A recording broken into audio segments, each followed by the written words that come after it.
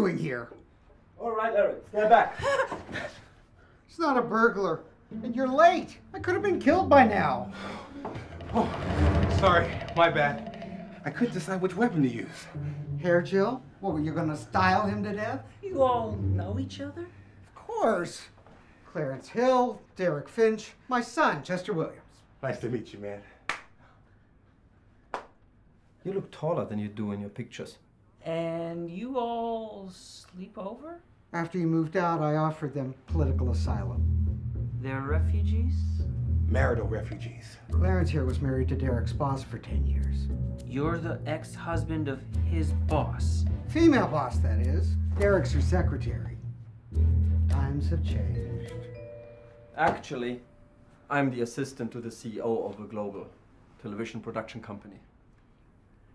Which is hell. I know because Derek and I both work for Lucifer.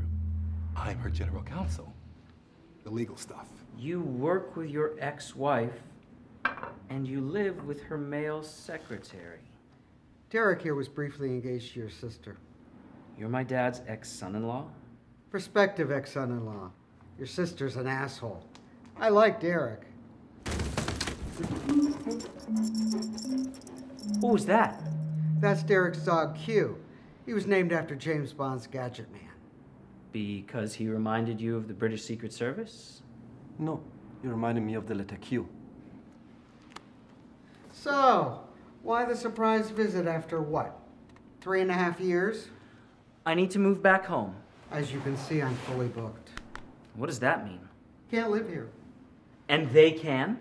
Hey, don't expect any special favors just because we're related.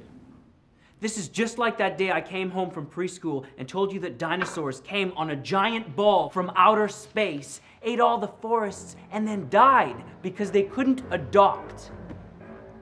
That didn't make any sense then, and it doesn't make any sense now. Exactly my point. None of this makes any sense. I can't even sleep off my jet lag in my own bed. What jet lag? You flew south from Stanford for an hour. Oh, you want proof? Fine. Watch me sleep on the balcony. And when I wake up, I'll find myself a real home. Dad.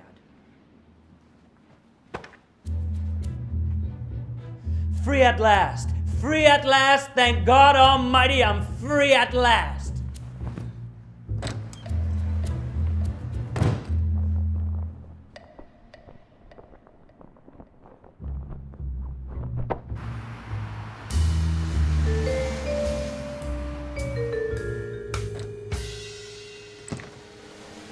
Hey, kid. I thought you could use a cup of coffee. I don't need pity. Good, because all my pity I spend on me.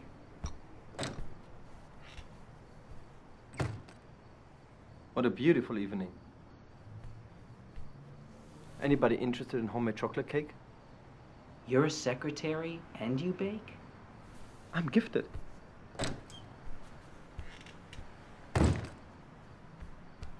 You're as dramatic now as when you were a kid.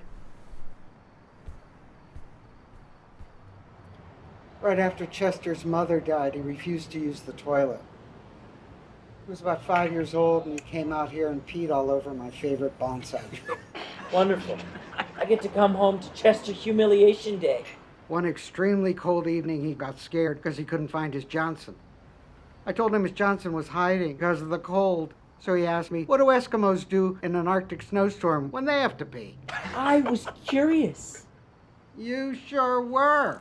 Too curious for law school. But I guess you finally figured that out for yourself. I figured nothing out. That's why I wanted to take time off of school. To figure it out. A messed up situation is the perfect start for that. I'm homeless, jobless, and I have a student loan of $5 gazillion. Life couldn't be any more messed up. Oh, of course it could be more messed up. Derek here has your old room with the old bunk bed still in it. Maybe you can share with him, if he agrees. Sure, but you got to take the bottom bunk.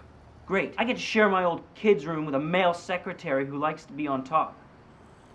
This just went from messed up to dysfunctional. Ah, sure. It sucks now, but life is never as bad as it seems. I'm a writer. Darkness makes the story. You write children's books, Larry.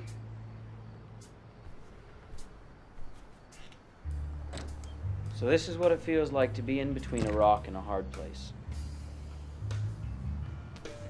Yes. This, and when your female boss enters the men's room to tell you to get your ass back to work, or she'll wipe it for you with that newspaper you're reading.